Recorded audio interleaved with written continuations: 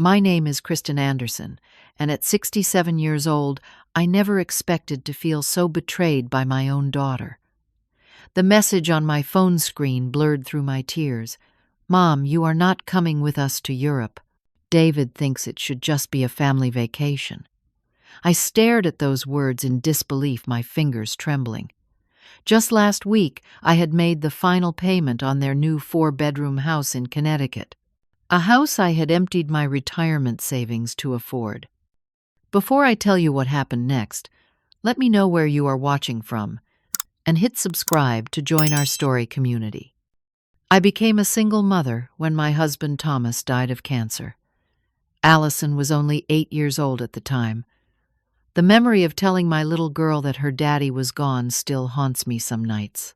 Her blue eyes, so like her father's, filled with tears. She was too young to understand. We held each other through those dark days, just the two of us against the world. Life as a middle school English teacher in the Boston suburbs wasn't easy financially. My salary barely covered our modest 2-bedroom apartment and basic expenses. I took on tutoring after school and weekend administrative work at a local community college just to make ends meet. There were many nights I sat at our small kitchen table long after Allison went to bed, bills spread out before me, wondering how I would stretch our dollars until the next payday. Despite our financial struggles, Allison and I developed a bond that I thought was unbreakable. On summer afternoons, we would walk to the public library together, returning with stacks of books that transported us beyond our limited means. For her 12th birthday, I saved for 6 months to buy her the bicycle she wanted, working extra tutoring hours and cutting back on my own expenses. The joy on her face when she saw that purple bike with streamers on the handlebars made every sacrifice worthwhile.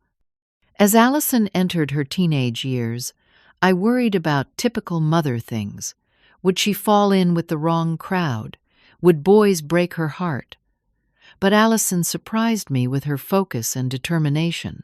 She threw herself into academics, joining debate club, and spending weekends volunteering at the animal shelter rather than getting into trouble. While other parents complained about rebellious teens, I felt blessed with a daughter who still wanted to watch movies with me on Friday nights. During those years, my own dreams took a back seat. I had once hoped to earn a PhD in literature and teach at the college level. Instead, I channeled all my energy into creating opportunities for Allison. I remember one college counselor telling me, "Your daughter has remarkable potential. She could go anywhere with the right preparation." Those words became my North Star. When Allison received a substantial scholarship to Northeastern University, I cried tears of pride and relief. My girl would have opportunities I never did. She thrived in college double majoring in business and communications. I attended every parents' weekend driving the 2 hours each way in my aging Honda, feeling somewhat out of place among the wealthier families, but so proud to be there. After graduation, Allison landed a position at a growing marketing firm in Boston. I watched my daughter transform from a bright student into a confident professional woman. She bought proper business attire, moved into a small apartment with a roommate in the city, and began building her career. I finally felt I could breathe a little, maybe even start thinking about my own future again. It was at her company's holiday party that she met David Barnes. Allison had invited me as her +1 since she was relatively new and not dating anyone at the time. I remember the moment clearly. We were at the buffet table when a tall man with perfectly styled dark hair and an expensive suit approached us. He introduced himself as the head of the financial department. "You must be Mrs. Anderson," he said, taking my hand. "Allison mentioned her mother would be joining us tonight." There was something charming about David, a polish that spoke of privileged upbringing and good schools. Yet beneath his perfect smile, I sensed something that made me uneasy. The way his eyes calculated everything around him, the subtle manner in which he commanded attention. Still, when he focused his attention on Allison, her face lit up in a way I hadn't seen before. Over the next few months, David pursued Allison relentlessly. Expensive restaurants, weekend trips to New York City, flowers delivered to her office. Their relationship moved at whirlwind speed. David came from money, old Boston money, and it showed in everything from his custom suits to the casual way he dropped hundreds of dollars on dinner without blinking. "Mom, he makes me feel special," Allison told me over coffee one Sunday, "like I deserve the world." I smiled, but inside I worried. There were warning signs I couldn't ignore. The way David subtly criticized Allison's clothes or apartment, how he would check her phone when she stepped away, the casual remarks undermining her career choices or friends. But each time I tried to voice concerns, Allison dismissed them. 6 months after they met, Allison called me, her voice breathless with excitement. "David proposed last night. We're getting married." The engagement ring was enormous. A diamond so large, it looked almost comical on my daughter's slender hand. I offered my congratulations, while my stomach knotted with worry. It was too soon, too fast. But my daughter was 30 and in love, and my opinions seemed increasingly unwelcome. Wedding planning became the first real battlefield. David's mother, a Boston socialite named Eleanor, took control immediately.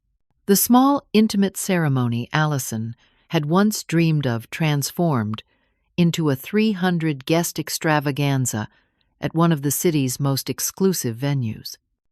"This is about families coming together," Eleanor explained, during a tense brunch. "The barn's name carries certain expectations." I sat there feeling increasingly invisible, a middle school teacher from the suburbs with no husband beside her, no wealth to contribute. When the discussion turned to the rehearsal dinner, David's father casually mentioned a $50,000 budget. I saw Allison glance at me apologetically as I choked on my mimosa. The wedding day itself was beautiful but surreal. My simple mother of the bride dress, which I had spent weeks selecting, looked painfully plain next to Eleanor's designer ensemble. I gave a speech that felt inadequate among the polished toasts from David's Ivy League friends. Later, I overheard Eleanor telling another guest. Allison came from humble beginnings, but David saw her potential. A month after the wedding, I visited their new luxury apartment overlooking the Charles River. Allison seemed different, checking her phone nervously, asking if I thought David would approve of the dinner she was preparing. When I questioned her about it, our first major argument erupted. "You've never given him a chance, Mom," she accused, tears streaming down her face. "You judge him because he comes from money." "I judge how he treats you," I replied. "Like you're something he purchased rather than a partner." She asked me to leave. For 3 weeks, my calls went unanswered. The silence between us was unlike anything we had experienced before. I felt as though I was losing my only child to a man who saw her as an accessory to his perfect life. When Allison finally called again, it was with news that broke through our estrangement. "Mom," she said, her voice soft, "I'm pregnant." Just like that, the prospect of a grandchild bridged the gap between us, at least temporarily. I would soon learn that family in the Barnes world was a far more complicated concept than I had ever imagined. Ethan James Barnes was born on a snowy February morning. I was in the delivery room holding Allison's hand while she brought my grandson into the world. David spent most of the labor on his phone, handling urgent work matters, but arrived in time for the actual birth and the photos afterward. The moment they placed that tiny bundle in my arms, I fell completely in love. Ethan had Allison's nose and chin wisps of dark hair like his father and eyes that held the same curious spark my daughter had as an infant. I whispered promises in his tiny ear while tears rolled down my cheeks. The first few months after Ethan's birth were surprisingly harmonious. David's job in finance required frequent travel, and Allison struggled with the adjustment to motherhood. I found myself spending 3 or 4 days a week at their apartment, helping with nighttime feedings, laundry, and meals. David seemed relieved rather than resentful of my presence during this time, probably because it allowed him to maintain his work schedule without dealing with the realities of a colicky newborn. "I don't know how I would manage without you, Mom," Allison confessed one night as we tag-teamed walking a fussy Ethan around the living room. "David tries, but he just gets frustrated when the baby won't stop crying."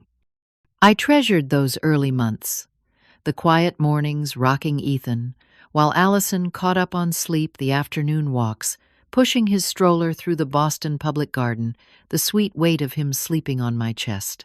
I had missed Thomas terribly during these moments, with Allison's infancy, and now I felt like I was getting a second chance at experiencing the joy of a new life.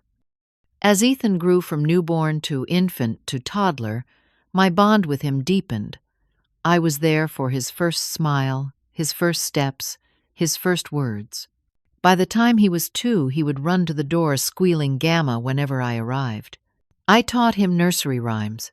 My mother had taught me, read him the same stories I had read to Allison, and baked cookies with him, standing on a chair beside me, just as his mother once did. David's career continued advancing, making him even more absent. He was promoted to senior vice president, which meant more travel, longer hours, and increasing pressure. When he was home, he would often sequester himself in his home office, emerging only for dinner or to briefly play with Ethan before bedtime. "Look at Daddy's boy," he would say, hoisting Ethan up for a few minutes before returning him to Allison or me, going to be a financial wizard like his old man someday. I noticed David becoming increasingly critical of how much time I spent with the family. Small comments grew more frequent, subtle digs about boundaries and too many cooks in the kitchen. I tried to give them space, but Allison would call me crying when David was traveling overwhelmed by handling everything alone. "Could you come over, Mom? Ethan is running a fever, and I have a presentation tomorrow I need to prepare for." Or David extended his trip another 3 days. "I just need some adult conversation before I lose my mind." By the time Ethan was 4, the dynamic had become clear. David resented my influence but relied on my help. Allison was caught in the middle trying to please her husband while depending on her mother. And I found myself walking an increasingly narrow tightrope, wanting to support my daughter and be present for my grandson without overstepping invisible boundaries that seemed to shift daily. Then came the financial crisis of 2008. David's firm was hit hard, and after a tense 3 months of layoffs and reorganization, he received the news. His position had been eliminated. The severance package was generous, 6 months of salary plus benefits, but the blow to his ego was devastating. "It's temporary," he assured everyone at dinner the night he was let go. "I have connections. I'll be back at a better position within weeks." But weeks turned into months. David refused positions he deemed beneath him, scoffing at offers that came with reduced titles or salaries. Their savings began to dwindle, while their lifestyle remained largely unchanged. David still golfed at his exclusive club, still wore his designer clothes, still insisted they maintain appearances. After 6 months of unemployment, Allison returned to work. She found a position at a smaller marketing agency, the hours more flexible for a mother, but the pay significantly lower than what David had earned. I increased my time with Ethan, essentially providing free childcare while Allison worked and David networked. The tension in their marriage became impossible to ignore. I would arrive to find Allison red-eyed from crying or overhear heated arguments behind closed doors. Ethan became more clingy and anxious, running to me for comfort and stability that was increasingly absent in his home. One afternoon, while David was out at another business lunch that would inevitably involve expensive whiskey and no job prospects, Allison broke down at their kitchen table. "We're in trouble, Mom," she confessed, voice barely above a whisper, as though the words themselves were dangerous. "David has been using credit cards to maintain everything. Our savings are gone. Last month I had to use my entire paycheck just to make minimum payments." I felt my heart sink as she continued revealing the extent of their financial catastrophe. David had continued spending as though his income hadn't changed. Golf memberships, designer clothes, expensive restaurants.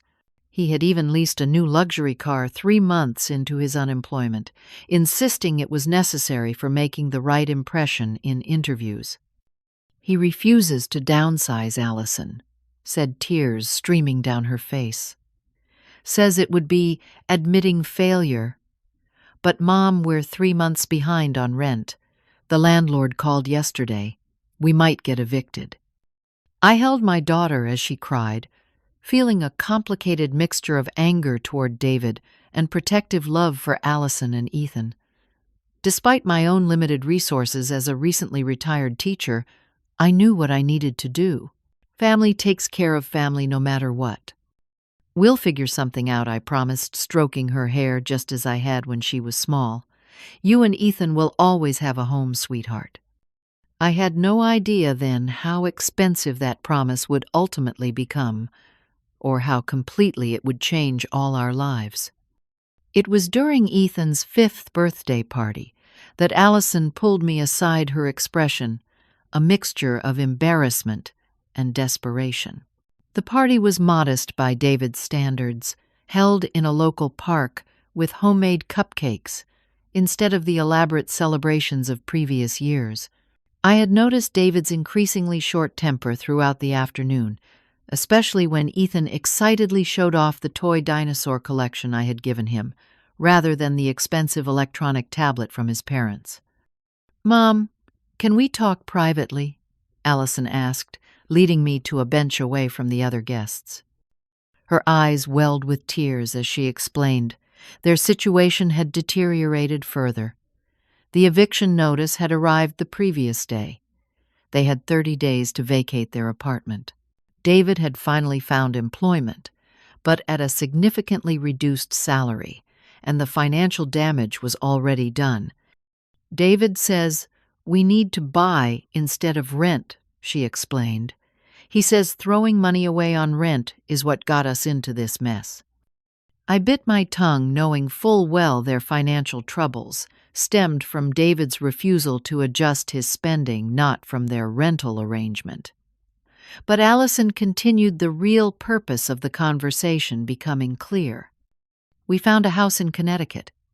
David says the commute is worth it for the schools and neighborhood. But after everything, our credit is destroyed. No bank will give us a mortgage." The unspoken request hung in the air between us. I had been careful with money my entire life, living modestly and saving diligently.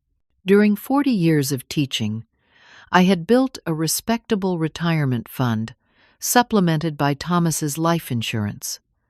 It wasn't wealth by any means, but it was security for my remaining years. "How much do you need for a down payment?" I asked already, calculating what I could spare without completely compromising my future. Allison looked down at her hands. "It's more complicated than that. The banks won't approve us at all right now. But David found another way."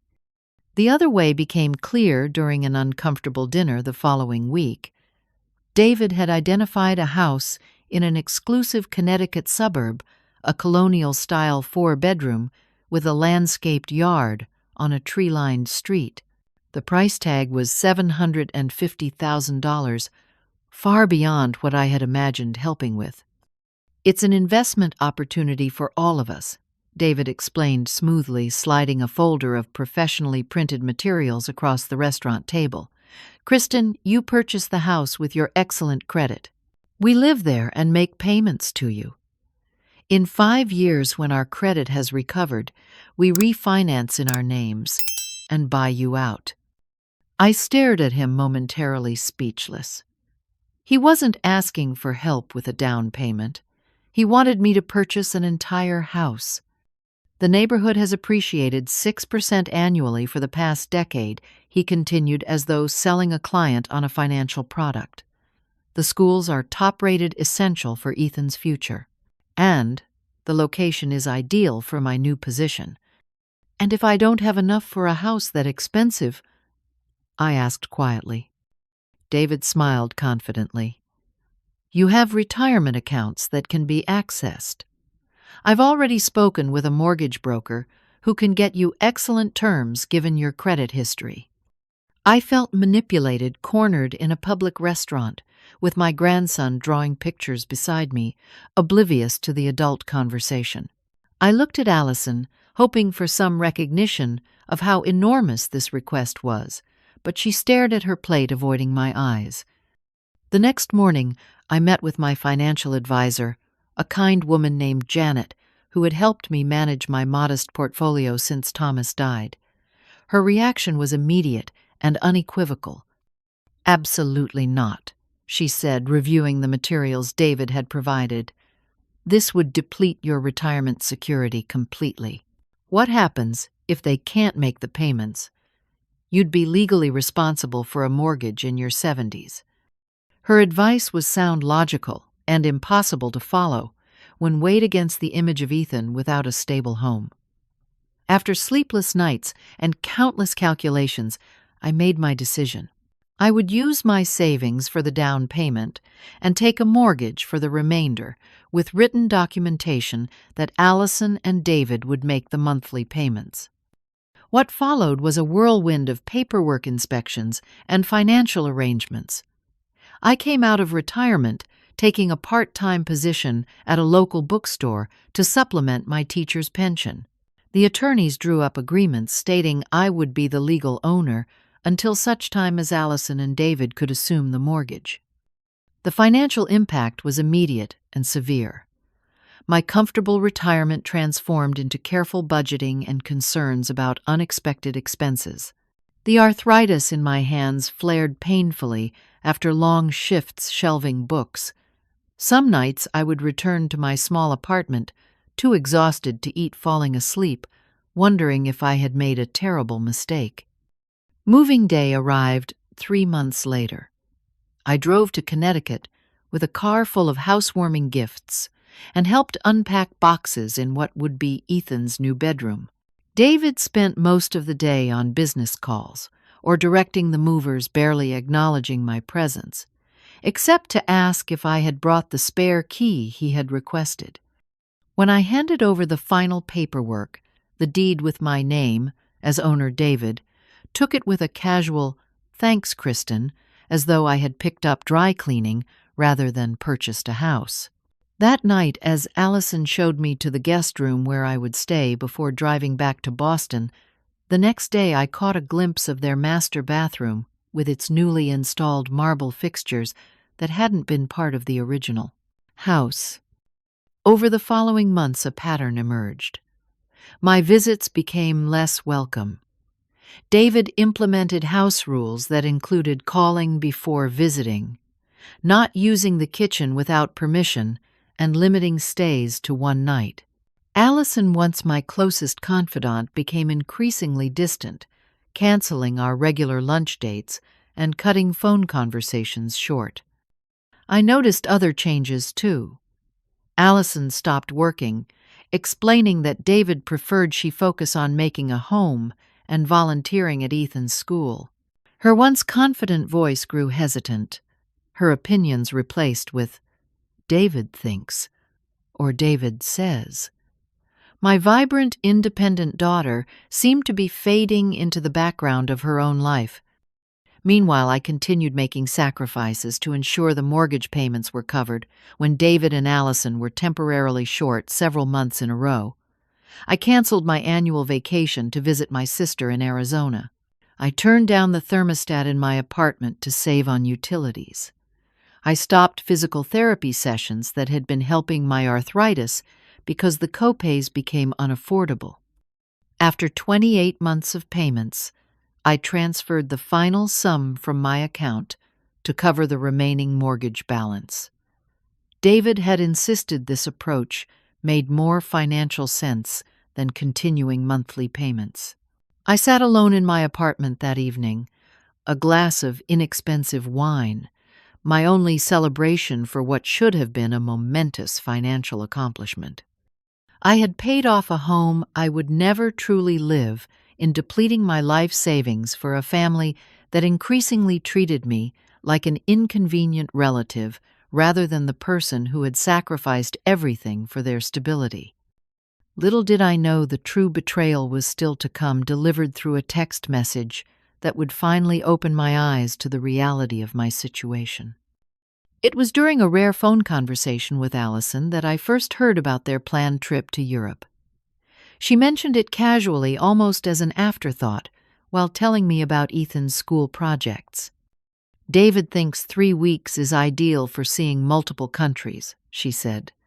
"We'll start in London, then Paris, and finish in Rome and Florence."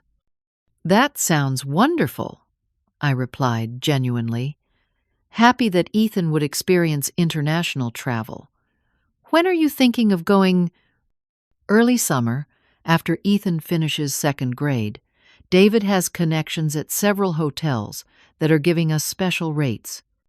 I hesitated before making my suggestion, aware of the increasing distance between us, but hoping this might be an opportunity to reconnect. "I'd love to join you for part of the trip if that would work. I could meet you in one of the cities, perhaps Paris. I'd cover all my own expenses, of course." The silence that followed was brief but noticeable. "That might be nice, Mom. Let me talk to David about the itinerary. We're still finalizing details." Ethan got on the phone next, his excitement contagious. "Grandma, Dad says we're going to see real castles and ride on a boat in Venice. You should come see the castles with us.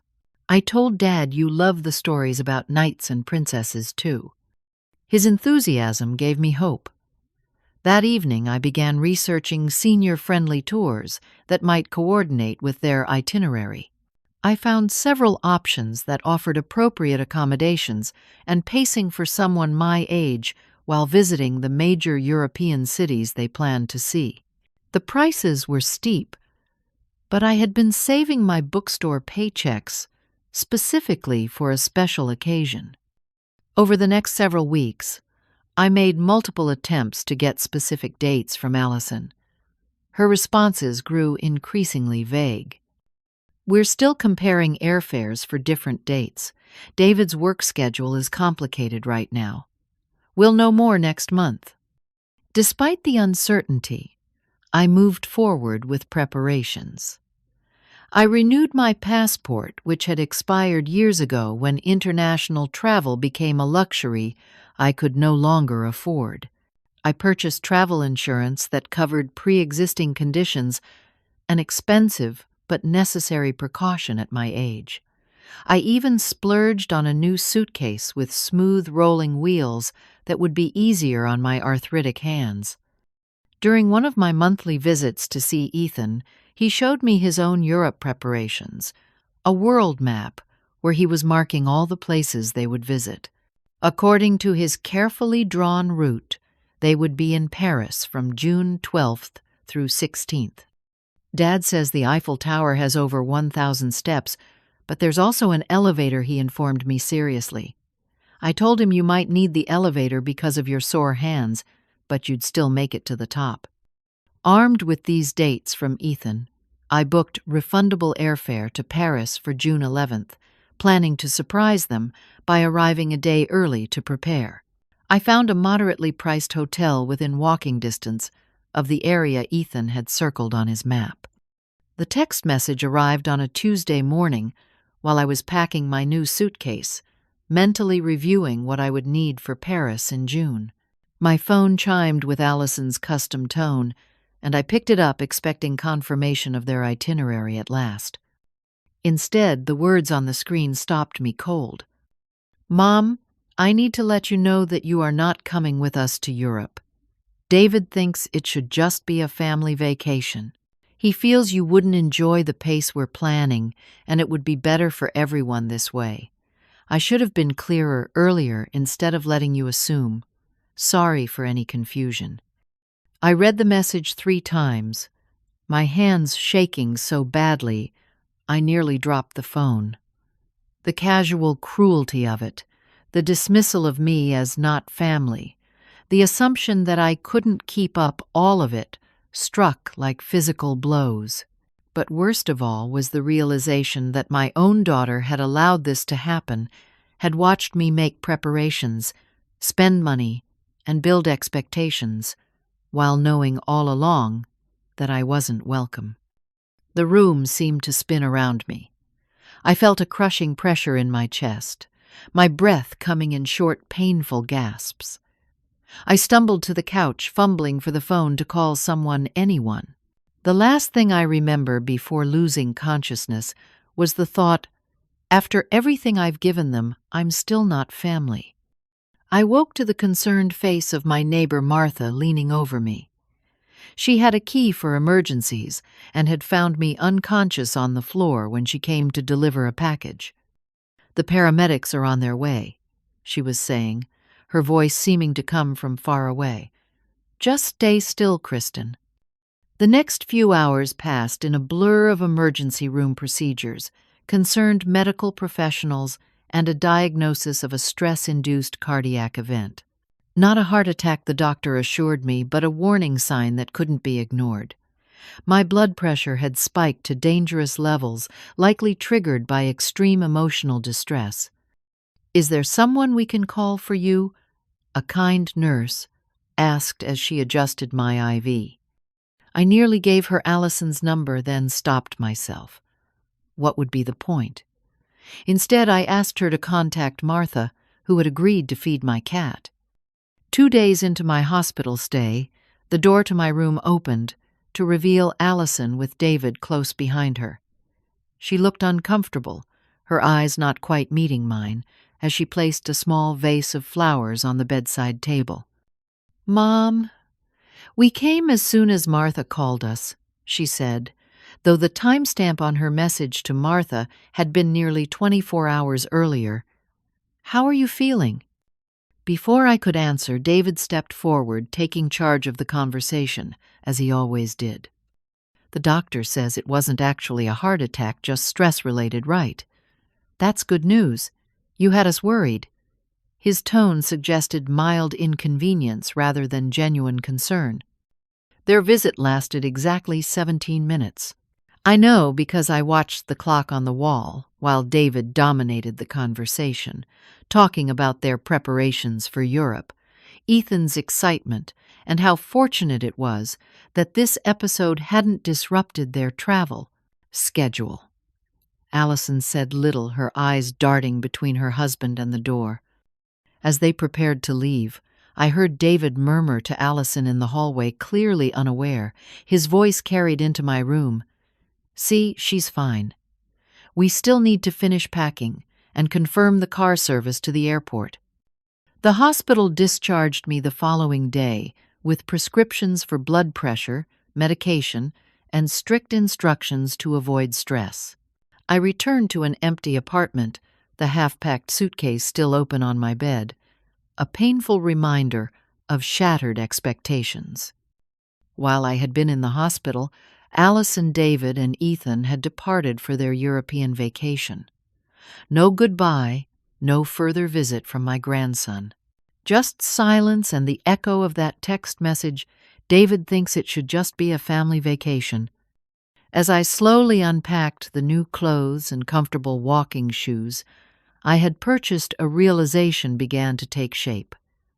After years of sacrifice, thousands of dollars, and unwavering support, I had been relegated to an outsider. Not family, just a financial resource to be used and discarded. For the first time since receiving that devastating text, I felt something beyond hurt and betrayal. I felt anger, and with that anger came clarity about what I needed to do next. The week following my hospital discharge was a period of physical recovery and emotional reckoning. I followed doctor's orders, taking my medication, resting, and avoiding unnecessary exertion. But while my body healed, my mind worked through years of accumulated realizations I had been too loyal to acknowledge. On Thursday afternoon, my doorbell rang unexpectedly. I opened it to find Sandra Peterson, my closest friend since our teaching days 30 years ago. She stood there with a casserole dish in one hand and a determined expression I recognized from faculty meetings where she refused to back down from administrative nonsense. "Martha called me," she explained, bustling past me into the apartment. "She said you were in the hospital and your family couldn't be bothered to stick around. So I'm here, and I'm staying until you tell me everything." Over Sandra's homemade chicken pot pie, the whole story poured out of me. The house purchase, the growing isolation, the text about Europe, all of it. Sandra listened, without interruption, her expression growing increasingly incredulous. "Kristen," she said, finally, setting down her fork, "do you realize what's happening here? This isn't just thoughtlessness. They're exploiting you." "They're family," I replied, automatically the justification I had used for years. Sandra reached across the table and took my hand. My daughter Jennifer went through something similar with her ex-husband. He isolated her, controlled her, and used her parents financially. This is a pattern, and you're being victimized just as surely as Allison is. Her words hit me with unexpected force. I had been so focused on Allison and Ethan that I hadn't recognized the systematic way I had been manipulated. "What did Jennifer do?" I asked quietly. "She reclaimed her power," Sandra said simply. "And that's what you need to do now." The next morning I called the bank that held the mortgage on the Connecticut house. Although the loan was fully paid, I confirmed that the property remained legally in my name. David had repeatedly mentioned paperwork to transfer ownership, but nothing had ever been finalized. My next call was to an attorney recommended by Sandra, a straightforward woman named Rachel Cohen, who specialized in real estate and family law. She reviewed my documentation during a 2-hour consultation that opened my eyes to the legal reality of my situation. "Mrs. Anderson, you are the sole legal owner of this property," Rachel explained. "While there may have been verbal agreements or intentions to transfer ownership, nothing binding has been executed. Legally, you have every right to sell the house if you choose to do so. Even without their permission, I asked the possibility, both terrifying and liberating." "They are effectively your tenants," Rachel confirmed. "With substantial notice and proper legal procedure, yes, you could sell the property." I left her office with a folder of information and options, my mind racing. The idea of selling the house felt simultaneously empowering and devastating. This was my grandson's home, the place where he had friends and school connections. Could I really disrupt his life so dramatically? My decision crystallized 2 days later when I checked my email and found a message that had been automatically forwarded from an old account I rarely used. It was addressed to Allison from a real estate attorney discussing procedures for removing Kristen Anderson from the property deed once the Barnes family returns from Europe. The message referenced previous conversations and a planned meeting for the week after their return. In a separate email thread, I found communications between David and the same attorney discussing how to minimize financial obligations to the mother-in-law once the deed transfer is complete. My hands trembling with a mixture of hurt and rage, I discovered more evidence of David's long-term plans. calendar invitations for meetings with financial advisors about post-transfer asset protection, notes about ensuring I had no claim to equity once removed from documentation.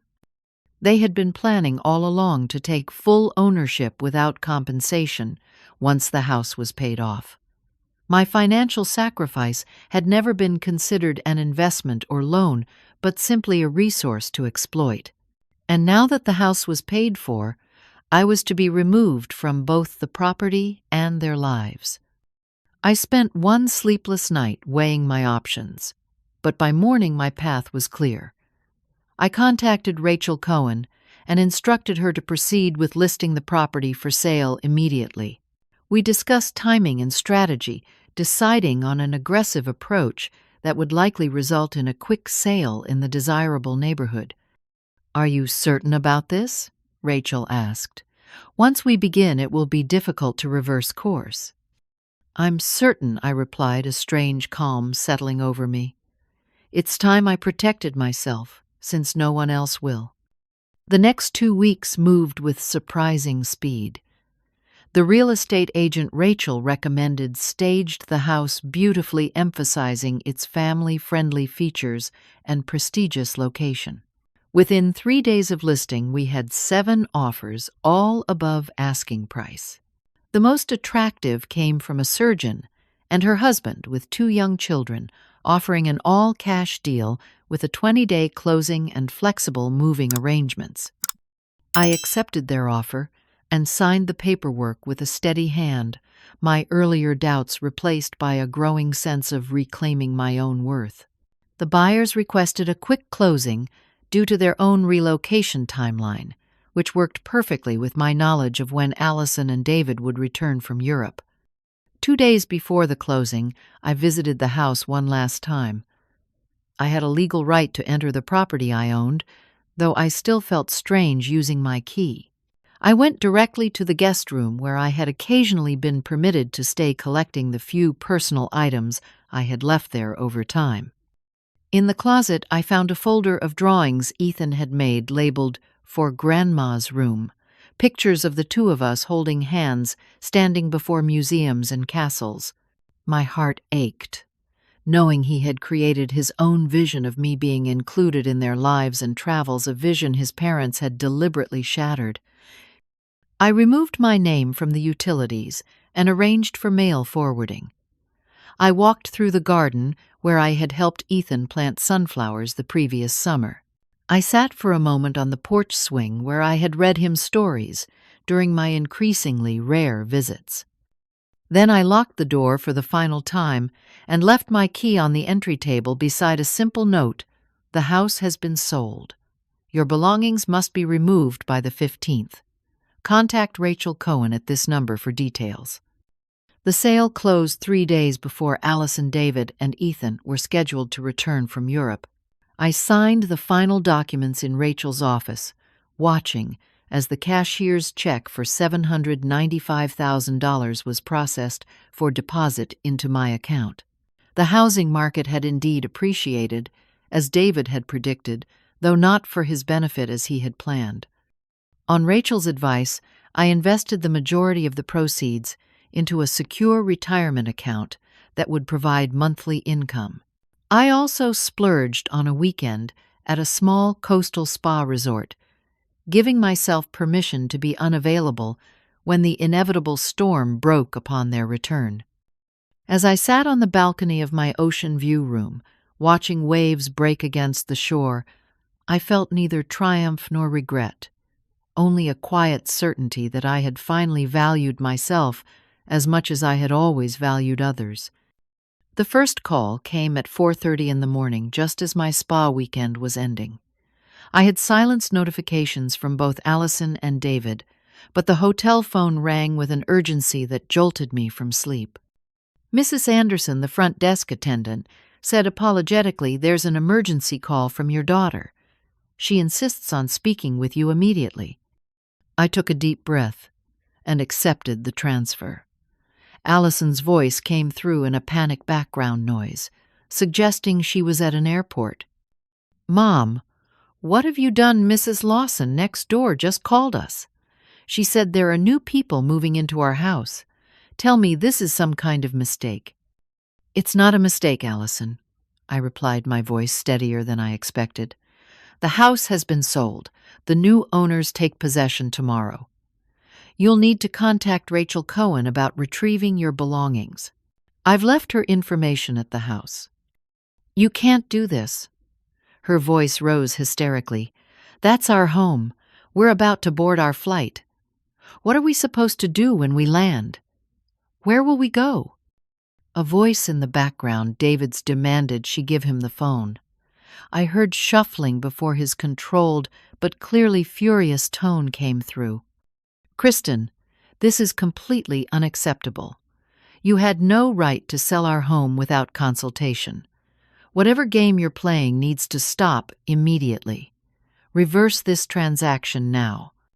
"The house was in my name, David," I said simply. "You made sure of that when you needed my credit and money. The sale is final. The funds have been transferred. There's nothing to reverse." His response devolved into threats and accusations, promises of lawsuits and financial ruin. I listened without interruption until he ran out of breath. "I'll meet you tomorrow at 2 p.m. at the Starbucks on Maple Street," I said when he finally paused. "We can discuss arrangements for your belongings then." I hung up before he could respond and turned off the hotel phone. For the remainder of my last day at the spa, I kept my cell phone powered down, allowing myself a final few hours of peace before the confrontation I knew was coming. The next afternoon I arrived at the coffee shop 15 minutes early, selecting a table near the front window with clear sightlines to the entrance and parking lot. I had chosen a public location intentionally, suspecting David's reaction would be more controlled with witnesses present. Rachel had offered to attend with me, but this was a conversation I needed to handle myself. They arrived 10 minutes late, David's expensive SUV pulling into a spot directly in front of the shop. I watched through the window as he emerged first, his face set in cold anger. Allison followed, looking pale and drawn. My heart clenched when Ethan climbed out, last, his small face confused and upset. I hadn't expected them to bring Ethan. It felt manipulative, using my grandson's presence to soften my resolve. But as they entered the coffee shop, I realized perhaps it was unavoidable. They had literally returned to no home. Ethan spotted me first. "Grandma!" he cried, breaking away from his parents to run to me. I embraced him, tightly breathing in the familiar scent of his hair as he wrapped his arms around my neck. "I missed you," he whispered. "I got you a snow globe from the Eiffel Tower, but it's in my suitcase." "I missed you too, sweetheart," I replied, fighting back tears. "More than you know." David approached our table, pulling out a chair with unnecessary force. "I hope you're satisfied with yourself," he said without preamble. "Do you have any idea what you've done? We returned to find strangers in our home, our possessions in storage, our lives completely disrupted." I kept one arm around Ethan while meeting David's gaze directly. "The house was in my name, David, as you well know. It was a family arrangement." His voice rose enough that nearby patrons glanced our way. "You were supposed to transfer it to us once the mortgage was paid. Just like you were supposed to make the payments, instead of having me deplete my retirement fund," I asked quietly. "Or were you referring to the arrangement to remove me from the deed after your Europe trip, the one you discussed with your attorney while planning to cut me out completely?" His face paled slightly, eyes darting to Allison, who looked confused. "What is she talking about?" Allison asked him. "Your husband has been planning to remove me from the property deed without compensation once you returned from Europe," I explained, keeping my voice even for Ethan's sake. I found the emails between him and the attorney. There were quite detailed discussions about ensuring I would have no claim to any equity after being removed. Allison turned to David. "Is this true? You said we were going to refinance and buy out Mom's share." David's expression hardened as he realized his position was weakening. "This is ridiculous. We're sitting in a coffee shop while our home is being taken over by strangers. I'm calling my attorney right now. We'll get a court order." He pulled out his phone aggressively, causing Ethan to flinch beside me. The coffee shop owner, a woman named Susan, who knew me from my regular visits, approached our table with concern. "Is everything all right here?" she asked, her eyes moving between David's angry face and my calm one. "Everything's fine, Susan," I assured her. "We're just having a family discussion." David lowered his voice but increased his intensity. "There's nothing to discuss. You will contact the buyers and tell them there's been a mistake. You will reverse this sale immediately." I opened my leather portfolio and removed the stack of documents Rachel had prepared for me. "These are copies of the property deed showing my sole ownership, the mortgage documents showing payments from my accounts, and the final sale paperwork, which is now legally binding. The new owners take possession at 5 p.m.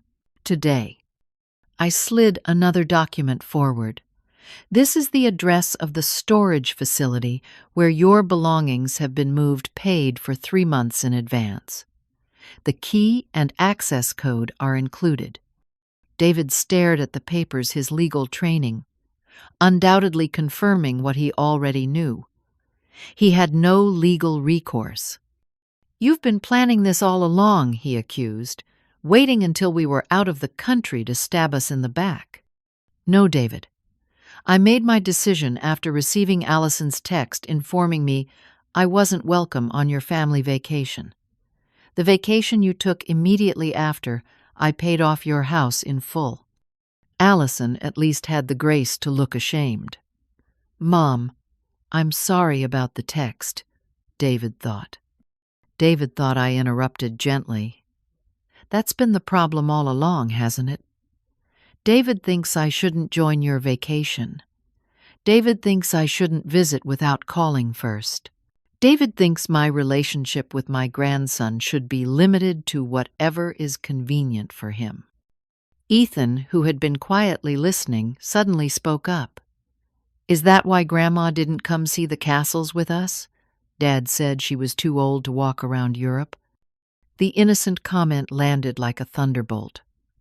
Allison's eyes widened as she looked at her husband. "You told me Mom changed her mind about coming," she said slowly. "You said she decided it would be too much walking for her arthritis." David's face flushed. "She wouldn't have enjoyed it. I was being practical." "You lied to me," Allison whispered, "and you made me send that horrible text." David stood abruptly, his chair scraping loudly against the floor. "I'm not sitting here being attacked by both of you. This conversation is over. We'll resolve this through proper legal channels." He stormed out of the coffee shop, leaving Allison, Ethan, and me sitting in awkward silence. After a moment, Allison began to cry quietly, years of manipulation and control finally becoming clear to her. "Where are we going to go?" she asked, more to herself than to me. I reached across the table and took her hand. "Sandra has a guest house behind her main home. It's small but comfortable, and it's yours for as long as you need to figure things out. The address is in the envelope with the storage information." Ethan looked between us, confusion evident on his face. "Are we not going back to our house? What about my room, my toys?" "We'll get your special toys from storage, buddy," I assured him. "And we'll make a new room for you that's just as nice." Allison wiped her eyes. "I don't understand. Why are you helping us after what we did to you?" "You and Ethan are still my family," I said simply. "That hasn't changed. What's changed is that I finally realized I deserve to be treated like family too, not just a convenience or a financial resource." We sat in that coffee shop for another hour, beginning the difficult conversation that would eventually lead to healing. Allison revealed the extent of David's controlling behavior over the years, how he had systematically isolated her, undermined her confidence, and created financial dependence. He always made it seem like he knew best, she admitted, like questioning him meant I wasn't being a supportive wife. After a while, it was just easier to go along with whatever he wanted. As we finally prepared to leave, Ethan tugged at my sleeve. "Grandma, can you come with us to the new place? I don't want you to go away again." I hugged him, closed my heart, both breaking and healing at once. "I'm not going anywhere, sweetie. Grandma's going to be around a lot more from now on." The days that followed were challenging. David continued making legal threats, all of which Rachel assured me were empty.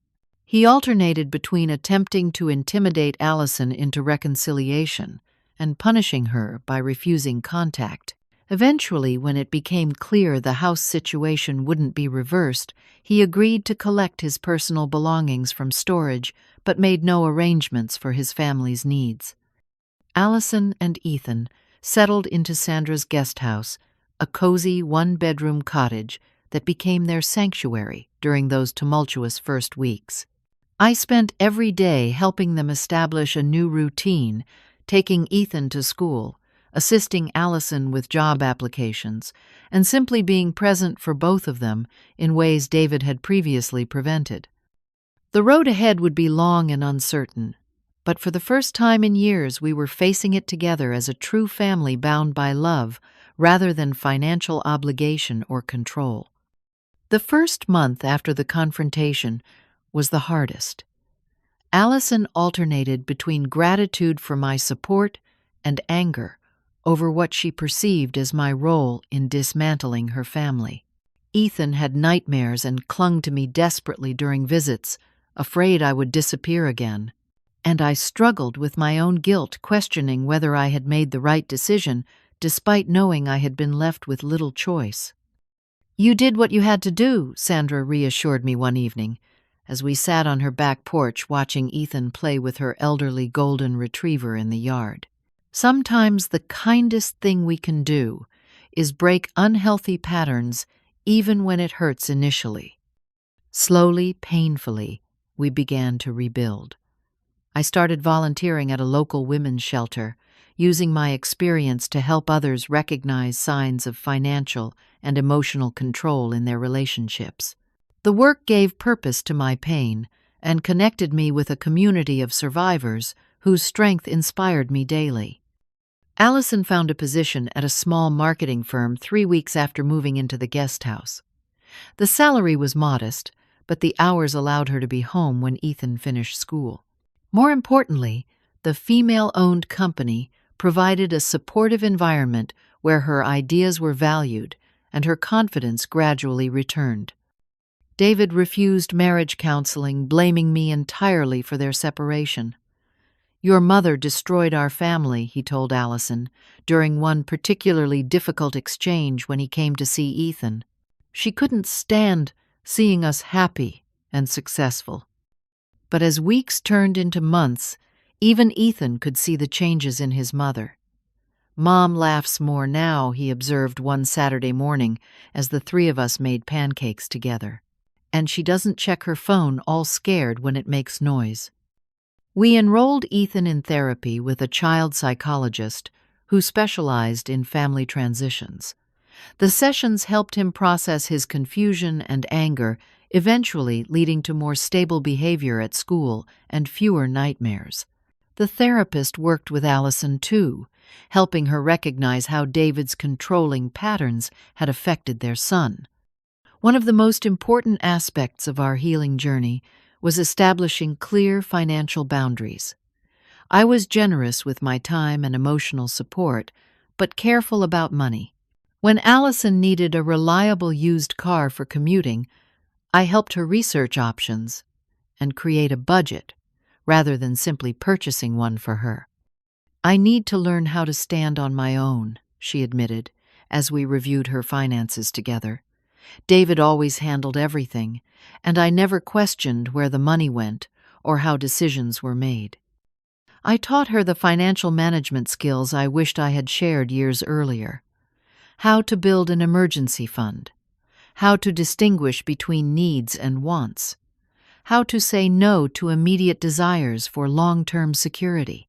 These lessons weren't just for Allison, but for Ethan, too, who listened and absorbed more than we realized. 8 months after the separation, David finally accepted reality. His legal threats had proven empty, his attempts to win Allison back unsuccessful. During a mediation session, he agreed to a fair divorce settlement that included appropriate child support and a reasonable visitation schedule. He changed when he realized I wasn't coming back, Allison told me after signing the preliminary paperwork. It was like watching someone put away a mask they'd been wearing. The charm disappeared, and all that was left was coldness. With my financial situation now secure thanks to the house proceeds, I purchased a modest 2-bedroom condo with a small garden patio. The second bedroom was painted blue at Ethan's request, with shelves for his growing collection of books and science projects.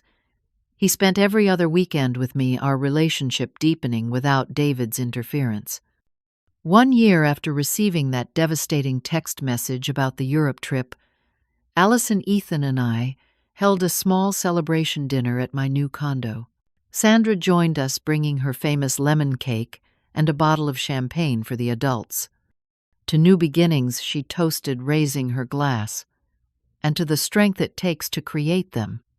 Later that evening, after Sandra had gone home and Ethan was asleep in his blue room, Allison and I sat on my patio under the string lights I had installed that spring. "I've been thinking about what you did," she said quietly. "Selling the house, I mean. For a long time I was so angry, feeling like you had pulled the rug out from under us." I waited, giving her space to continue at her own pace. "But now I understand you were teaching me the most important lesson a mother could teach, that we should never allow ourselves to be devalued by someone who claims to love us. That real love doesn't take until there's nothing left." She reached for my hand, our fingers interlocking, just as they had when she was small, and we faced the world together after Thomas died. "You showed me what real strength looks like, Mom. Not David's kind of strength that comes from controlling others, but the kind that comes from knowing your own worth and standing firm in it." Her words healed something deep within me, a lingering doubt about the choice I had made. We weren't perfect. Our relationship still needed work, but we were moving forward with honesty and mutual respect. That summer, instead of Europe, we took Ethan to a beach house on Cape Cod for a long weekend. No luxury hotels or foreign languages, just simple pleasures of sand castles, seafood dinners, and evening walks along the shore. Ethan collected shells and declared it the best trip ever because everyone I love is here together. The following Christmas, Allison received a promotion at work, complete with an office of her own and a team to manage. Ethan joined the science club at school and won second place in the district fair.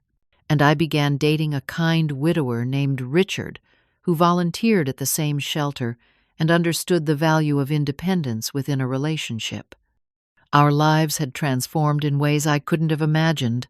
That day I received the text message telling me I wasn't family. We had built something stronger from the painful fragments. A relationship based on genuine care rather than obligation or control. The most important lesson I learned through all of this, the wisdom I hope to share with anyone facing similar challenges, is that helping others should never require erasing yourself. Love that demands complete sacrifice isn't love at all, but exploitation. And sometimes the most loving thing we can do, both for ourselves and those we care about, is to say no more and reclaim our own value. I look at my daughter now, confident and thriving. I see my grandson growing into a compassionate boy who understands healthy boundaries. And I recognize in myself a woman who finally learned that self-respect isn't selfish, but essential. If you're watching this and facing your own challenges with family relationships that feel unbalanced or exploitative, know that it's never too late to change the pattern. Setting boundaries isn't about punishing others, but about honoring yourself enough to require mutual respect. Have you experienced similar situations with family members taking advantage of your generosity?